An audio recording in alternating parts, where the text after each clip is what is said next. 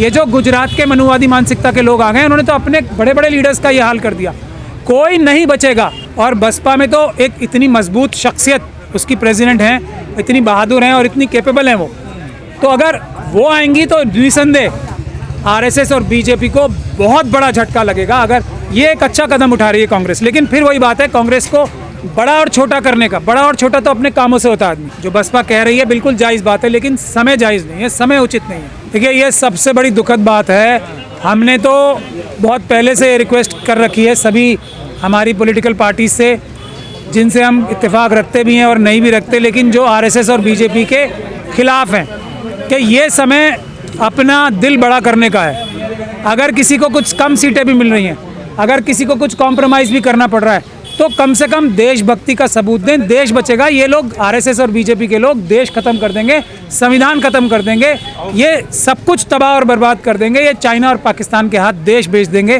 तो इस वक्त अपनी किसी की कम सीट आ जाए, ज़्यादा आ जाए, जब आरएसएस और बीजेपी बाहर हो जाएगी, इनसे आज़ादी मिल जाएगी देश को, संविधान से देश चलने लगेगा, तो कुछ साल रुक के अपनी सीटें ज़्यादा मांग सकते हैं, अपने अपने दोबारा चुनाव लड़ सकते हैं, ज़्यादा बड़े पावरफुल बन सकते हैं। लेकिन अगर 2024 में आरएसएस और बीजेपी को नहीं रोका गया तो फिर चुनाव ही नहीं होंगे, फिर तो चुनाव ही नहीं होंगे ना। फिर तो मोदी जी ये कह देंगे, अगर देखिए ईवीएम के माध्यम से हम 5 तारीख को 4 बजे पटियाला हाउस के गेट से एक बड़ा प्रदर्शन कर रहे हैं, इलेक्शन कमीशन के को हम एक बड़ा डेलीगेशन लेके जा रहे हैं मिलने, तो ईवीएम को रोकने के लिए, और हम ये कह रहे हैं कि 50 ईवीएम हमें दे दो, हम हैक करके दिखा देंगे दुनिया के सामने।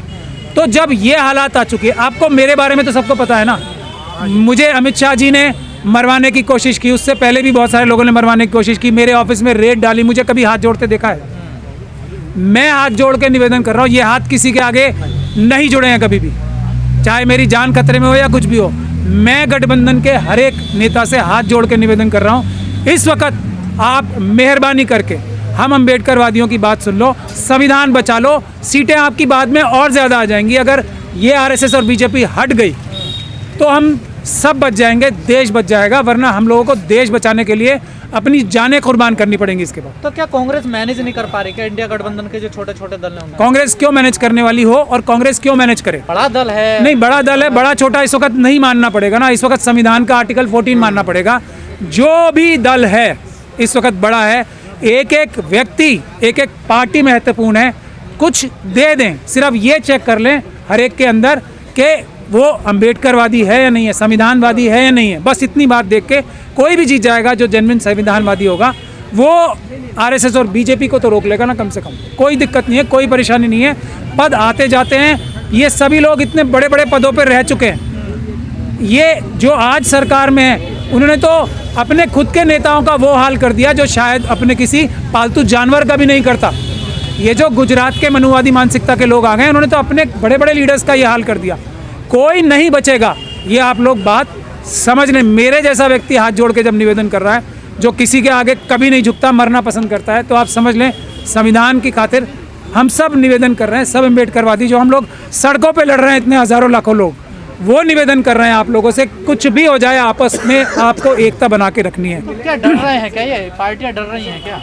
अगर डर भी रहे हैं, वैसे तो मैं नहीं मानता कि इतने बड़े बड़े नेता हैं, मेंबर ऑफ पार्लियामेंट हैं, मंत्री रहे हैं, सब लोग कैबिनेट मिनिस्टर्स हैं, इतनी बड़ी बड़ी पार्टियां हैं कि वो डरेंगे। हाँ, डराने की कोशिश हो रही है, लेकिन एक्चुअल डर तो 2024 के बाद आएगा ना, जब कोई अदालत नहीं चलेगी, जब पुलिस स्टेशंस में न्याय होगा। एसएचओ उस इलाके के लोगों को फांसी पे चढ़ाएंगे और एसएचओ ही आदेश के ऊपर अपने राजनीतिक आकाओं के बेसिस पे किसी को भी उठा के जेल में बंद करेंगे। अदालतें भी कोई काम नहीं कर पाएंगी अगर संविधान नहीं रहा, तो ये बात आपको समझ लेनी चाहिए। लेकिन पिछले कुछ दिनों से देखने को मिल रहा कांग्रेस बसपा के लिए बड़ा फोकस कर रही है। ये अच्छी बात है ना, यही तो हम रिक्वेस्ट कर रहे हैं, सभी से रिक्वेस्ट करनी चाहिए। और बसपा में तो एक इतनी मजबूत शख्सियत उसकी प्रेसिडेंट हैं, इतनी बहादुर हैं और इतनी कैपेबल हैं वो, तो अगर वो आएंगी तो निसंदेह आरएसएस और बीजेपी को बहुत बड़ा झटका लगेगा। अगर ये एक अच्छा कदम उठा रही है कांग्रेस, लेकिन फिर वही बात है, कांग्रेस को बड़ा और छोटा करने का, बड़ा और छोटा तो अपने कामों से होता है आदमी, बड़ा और छोटा करने का किसी भी दल को हम नज़रअंदाज करके किसी दल को बड़ा किसी दल को छोटा बताएं, ये आपस में प्रेम नहीं बढ़ाएगा, प्रेम कमी करेगा। लेकिन कांग्रेस बसपा की वकालत कर रही है और सपा कह रही है अगर बसपा गठबंधन में आती है तो हम बाहर हो जाएंगे। देखिए, इसीलिए तो मैं सबसे हाथ जोड़ के निवेदन कर रहा हूँ, एक अम्बेडकरवादी होने के नाते से। मैं ये भी बड़ा छोटे में ये भी याद दिलाना चाहता हूँ कि कितनी सरकारें आप लोगों ने देखा है एक एक मेंबर ऑफ पार्लियामेंट की वजह से गिरी और बची। एक एक मेंबर ऑफ पार्लियामेंट इंपॉर्टेंट है, खास तौर पे जब सबसे पहले तो हम सब लोगों को ईवीएम की लड़ाई लड़नी है। अभी ईवीएम हटेगा तब काम आसान हो जाएगा, तब अगर आपस में लड़ाई भी होगी तब भी हम लोग सेफ हैं सब। ईवीएम के साथ तो सबको मिलके ही लड़ना पड़ेगा। ईवीएम हट जाए तो फिर मैं ये हाथ जोड़ के निवेदन नहीं करूंगा, फिर तो बीजेपी की वैसे ही 40 सीटें भी नहीं आएंगी। बसपा सांसद ने कल कहा है कि कांग्रेस माफी मांगे, पहले जो उन्होंने हमारे विधायक तोड़े थे राजस्थान में उसके लिए माफी मांगे और बहन जी को प्रधानमंत्री का उम्मीदवार बनाए, तो हम गठबंधन में आने के लिए तैयार हैं। देखिए, मैं आपसे इतना ही कह सकता हूँ कि ये बहुत ही सेंसिटिव समय है।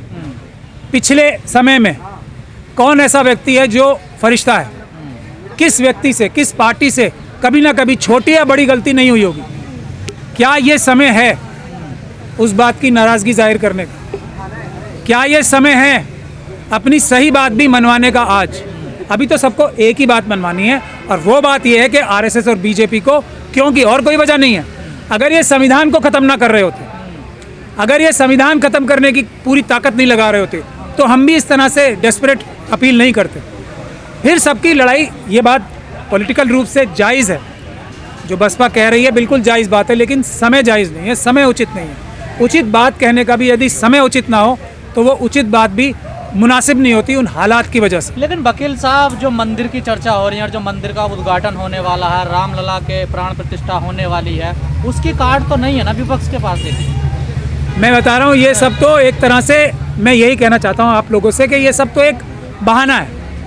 बहाना तो चुनाव उसी पे होने वाला है इसका ना, जस्टिफिकेशन है। हाँ। ये कुछ भी कर लें, ईवीएम से चुनाव ना कराएं तो फिर तो मैं बता रहा हूँ ना, फिर तो मैं एकता के लिए भी हाथ जोड़ के निवेदन नहीं करूँगा। फिर तो इनकी वैसे ही जनता इतनी नाराज़ है, लोग भूखे मर रहे हैं। 80 करोड़ लोग, आप अंदाज़ा लगा सकते हैं, भीख मांगते हैं सरकार से 5 किलो अनाज की।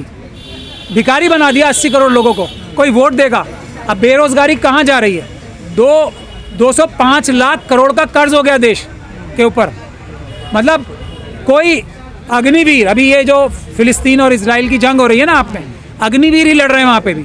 जो इजराइल के अग्निवीर थे वो लड़ रहे हैं ना, देख रहे हैं आप कैसे वो टैंक से ज़मीन पे पैर नहीं उतारते, इतने बढ़िया बढ़िया हथियार होने के बाद भी ज़मीन पे पैर उतारते हुए डर रहे हैं, टैंक ले लेके भाग रहे हैं। जो इतने कम हथियारों वाले हमास के सैनिक हैं उनसे डर के भाग रहे हैं। ये हालत भारत की सेना की करने की पूरी चेष्टा कर रही है आरएसएस और बीजेपी। तो नवराने साहब जो अभी रिटायर हुए, वो क्या कह रहे हैं कि हमें पता ही नहीं था कि अग्निवीर की स्कीम आ गई है। अग्निवीर भारत की बहादुर जनता के बहादुर सैनिकों को कमज़ोर करने के लिए इतनी बड़ी साजिश है। इसी एक ग्राउंड पे देश की जनता इन्हें निकाल बाहर करेगी कान पकड़ के। 2000 किलोमीटर चाइना ने ज़मीन जो हमारी छीन ली है। आज मैं एक वो देख रहा था, कोई सोशल मीडिया पे आ रहा था कि जो मेजर शैतान सिंह थे, जो चौकी उन्होंने अपने सैकड़ों साथियों की जान गंवा के बचाई थी 1962 में, वो दे दिए चाइना को बिना युद्ध के। ये नरेंद्र मोदी जी ने, जनता माफ़ कर देगी क्या?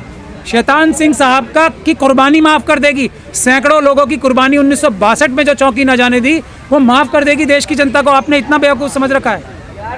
लेकिन सर, बीजेपी चुनाव की तैयारी कर रही है पूरी पार्टी, और राहुल गांधी न्याय यात्रा पर जा रहे हैं 14 जनवरी से। सर, ये देखिए, वो उनकी पार्टी का अंदरूनी मसला है।